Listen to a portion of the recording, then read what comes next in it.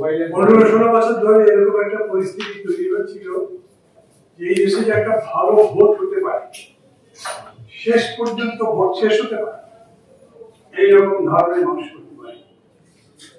পরিস্থিতি তো এরকম দাঁড়িয়েছিল যে মানুষই আমাদের কাছে বলছিল শেখ হাসিনা কিন্তু সরকার পাবে না, সেই শেখ হাসিনা গেছেন। তারপরে একটা ভালো ভোট করবার জন্য আমরা সবগুলো পার্টি মিলে চর্চা করছি। এখনো মানুষ আমাদেরকে জিজ্ঞেস করে ভাই ভোট কি হবে। আগামীকালকে আবার ভালো ভোট করবার জন্য সংস্কার তার ঐক্যবদ্ধ কমিশন বসবে, যারা সাইগুলোকে একটু আপনার কাছে বলবে। কিন্তু গতকালকে যে নির্বাচন হয়েছে, যদি একে কেন্দ্র করে নতুন আর গোলমাল শুরু না হয়, তাহলে মানুষ মনে করবে ভালো নির্বাচন সম্ভব, সেটা ছাত্ররা দেখা পাবে। আমি এই জন্য তাদেরকে ধন্যবাদ জানি। এই নির্বাচনের ফলাফল অনেকের জন্য রীতিমত শকিং, অনেকে এরকম ধারণাই করতে পারে।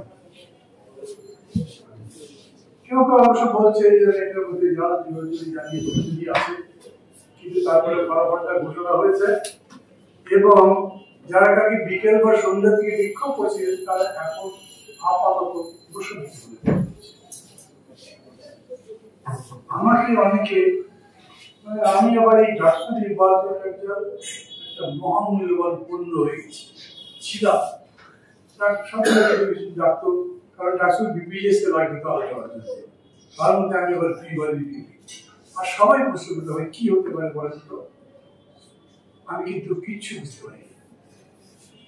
আমি দুজন মানুষকে পেয়েছি, তিনজন মানুষ, তৃতীয়জন আছেন তার কথা আমি বলবো না, কারণ তার সাথে আপনাদের পরিচয় নেই, তার কথা অর্থ বুঝতে পারবেন না। একজন হচ্ছেন আমার কেন্দ্রীয় কমিটির সদস্য আব্দুল রাজ্জাক, আমার সাথে সাথে চলে যাওয়া মানুষকে হয়তো চেনেন। উনি গতকাল সন্ধ্যার সময় আমাকে বলেছেন শিবিকি, আমার বিশ্বাসই হতে চান মেয়েরা ভোট দেবে, ওরা কোঅপারেটিভ দিতে দেয় না, সুন্দরবন দিতে দেয় না, সংস্কৃতি অনুষ্ঠান করতে দেয় না, ওদের কারো ভোট দেবে। উনি বলতেন না ওদের কি। তখন আমার মনে হয়েছিল আমি তো চারশো জিতেছিলাম, আমার পরে চারশোতে ভিপি জিতেছিলেন জসিম। উনি গেছেন ভোটের আগে লেডিজ হলে, সব মেয়েরা ঘিরে ধরছে, ভাই কি আপনারা কি আমাদেরকে বোরকা করতে বাধ্য করবেন, আমাদের মাথায় ঠিক দিতে দেবেন না, সুন্দর করে বেড়াতে যেতে দেবেন না।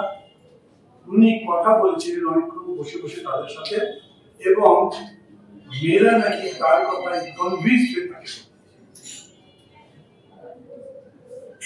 আরেকজন আছেন হান্নান মাসুদ, এরকম করে বলছি ওদেরকে কথা সামান্য লম্বা হবে, বেশি কথা বলবো না। একটা টক ইস্যুতে উনি প্রকাশ্যেই বলেছেন শিবিরকে। আমি তাকে একই প্রশ্ন করেছিলাম, উনি বলেছেন আপনারা জানেন না মেয়েরাও শিবিরকে পড়তে। আমি ঢাকা বিশ্ববিদ্যালয়ে একটা বক্তব্য দিতে গেছিলাম, আমি খুব এতগুলো বছর ধরে বর্তমানে বক্তৃতা করতে পারি, এটা বলতে তো পারিনি। আমার ইচ্ছা ছিল, আমার ছিল, সদস্য বিজ্ঞান ছিল, কিন্তু বিশ্ববিদ্যালয় কর্তৃপক্ষ বলে দিয়েছে আমি যেতে পারবো না, ক্যাম্পেইন চলবে না। ঢাকা বিশ্ববিদ্যালয়ের শিক্ষক যে একটা প্রোগ্রাম করেছে, তারা বলছে ক্যাম্পেইন না, বিপিজিরা স্মৃতি চালু করবে, একটা চান্স দিলাম। গিয়ে দেখি সর্বসাকুল্যে শিক্ষক ছাত্রছাত্রী মিলে 50 জন।